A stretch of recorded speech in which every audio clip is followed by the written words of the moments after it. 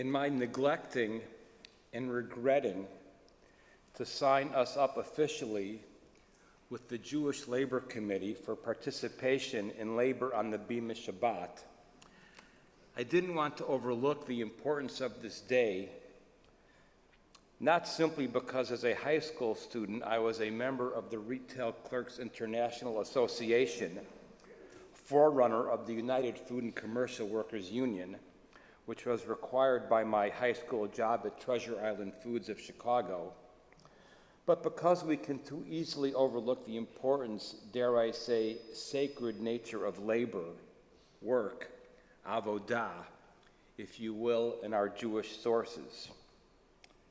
So I sat this week trying to think about what I might say, how I might engage this topic.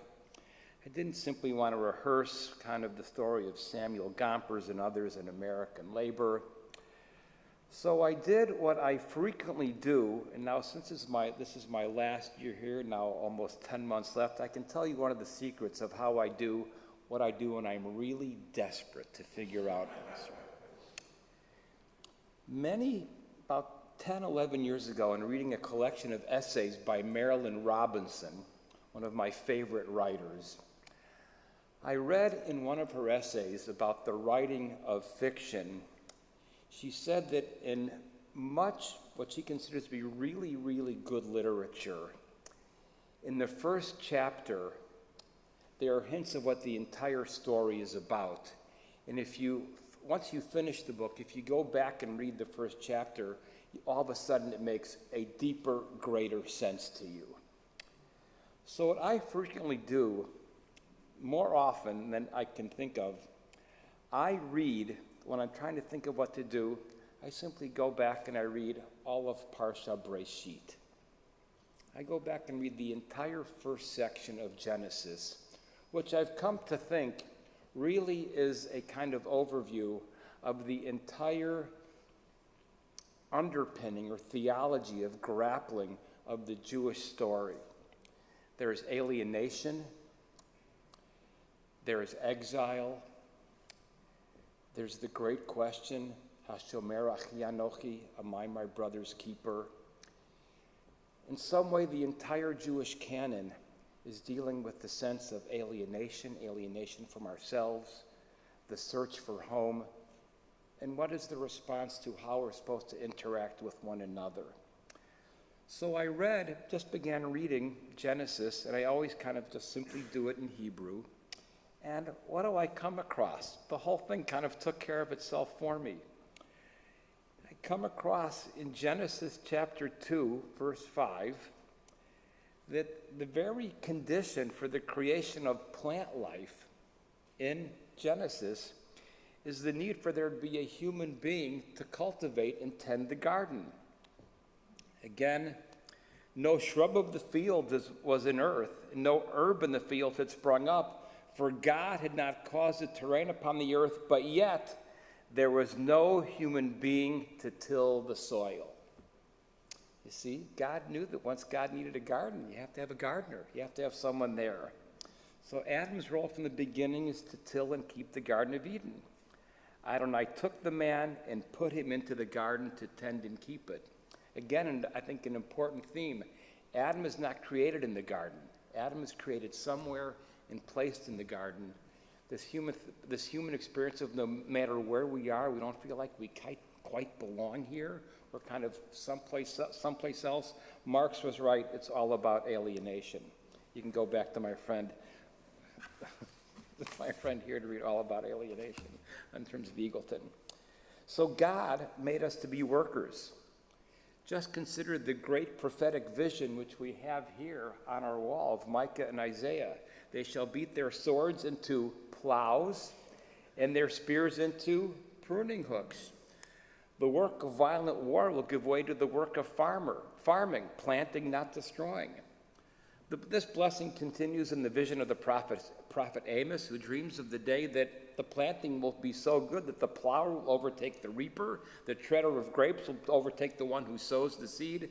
The metaphors, the very biblical metaphors for a messianic vision, are the metaphors of farmers working the land and it's so productive they can't even keep up with what is growing. In this light, the curse all the way back in Genesis of Adam's sin was not simply labor, but the sweaty toil required to wrest bread from the earth from an unyielding and dry earth. So the punishment is it's so hard, but the messianic vision is the planter can't keep up, it's sprouting so fast. And then we can think of the old Zionist song, Coats Vidardar, these thorns and thistles we are coming to overcome. I can't sing that song well, but it's there in my memory. Yivaneh HaMipach. You know that song? That song where it says we're going to build the temple. The temple is the rebuilding of the land of Israel. Labor was considered so much a part of the creation that God is depicted as a worker. God founded the earth, and the heavens are God's handiwork. We read in the Psalms, God is the Yotzer of everything, the creator. And we all know from Yom Kippur, the great work of poetry, which is really based on the Bible, both Isaiah and later on in earlier chapters. You know, man is the clay, God the potter. God worked 6 days at creating the world and rested on the seventh, so we are commanded to do the same. That's why we're here on Shabbat. But then I began reading through, and I just kind of stopped. But every single character in the Bible that I could find has a job. Moses was a shepherd, Gideon was a farmer, Saul was a cattle driver, David was a shepherd, Elisha was a farmer, Amos was a cattle breeder, and also a tender of sycamore figs. Okay. And once you turn to the book of Proverbs, you see one who is slack in his work is brother to him who is a destroyer. If you're lazy, you're someone who's ruining things. So again, work is the key, and honest work is what's rewarded. Sweet is the sleep of the laborer, says the book of Ecclesiastes.